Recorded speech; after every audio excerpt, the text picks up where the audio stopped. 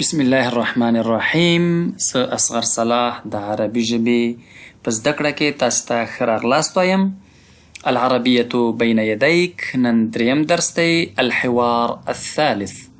موږ په لومړي درس کې الحوار الاول لومړی حوار ویلې یا لومړی خبرې اترې وي، بیا مو الحوار الثاني د مؤنث او مذکر ترمنځ چې کومه محاوره وه، البته د مؤنث د ښځینه او ترمنځ چې کومه محاوره وه هغه مو ولوستل.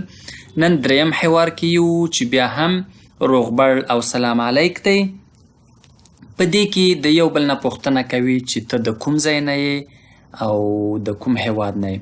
نو دلته موږ ګورو چې الحوار الثالث دریم حوار، انظر وګوره، واستمع او واوره، واعد او تکرار کړه. محمد او شریف په خپل منځ کې خبرې کوي. محمد ورته وایي نن اول درس لولو بیا یې معنا کوو. السلام علیکم. وعليكم السلام. من أين أنت؟ أنا من باكستان. هل أنت باكستاني؟ نعم أنا باكستاني. وما جنسيتك أنت؟ أنا تركي. أنا من تركيا. أهلا وسهلا. محمد او شریف خپل منځ کې خبرې کوي. محمد ورته وایي السلام علیکم. وعلیکم السلام. دا مو ترجمه کړي دي بار بار. محمد ورته وایي من أين أنت؟ من د أين کوم ځای، چیرته، دواړو په معنا دی. نورې په جمله قیاس کوو. أين چیرته، أين کوم ځای. أنت ته. من أين أنت ته د کوم ځای څخه یې، ته د کوم ځای نه یې. انا ز من د باکستان، پاکستان. انا من باکستان، زه د پاکستان یم. من أين أنت ته د کوم ځای، انا من باکستان، زه د پاکستان څخه یم. هل آیا، انت ته، باکستانی پاکستانی.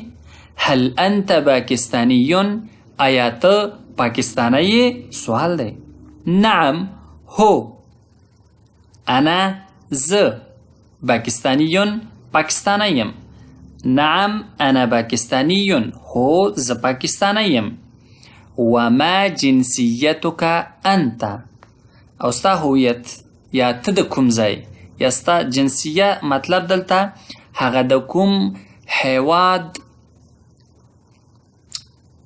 څه ورته وایو، یعنی د کوم هیواد تابعیت ورته وایو پښتو کې. او ستا تابعیت د کوم ځای دی؟ محمد ورته وایي انا زه ترکی ترکیم. انا ترکی، زه ترکیم. انا من ترکیه. انا زه من د ترکیه، ترکیه. انا من ترکیه، زه د ترکیه څخه یم. شریف ورته وایي اهلا وسهلا. پښتو کې وایو په خیر راغلی، دری کې وایو خوش آمدید. نو مختلف اصطلاحات دي، ستړی مشي، په خیر راغلی، خوش آمدید. هر اصطلاح چې تاسو استعمالوئ هغه ورته استعمالوئ شي. د نن ورځ لپاره هم دومره درس بس دی. بیا هم یو ځل تکراروم، که چا سره کومه پوښتنه وي، پوښتنه بېغمه په کمنټ کې مطرح کړئ. زه یې انشاءالله تاسو ته ډېر زر جوابوم. ونكتفي بهذا القدر من الدرس ليومنا هذا، ونلتقي إن شاء الله في الدرس المقبل. وإلى اللقاء القادم. أستودعكم الله، والسلام عليكم ورحمة الله وبركاته.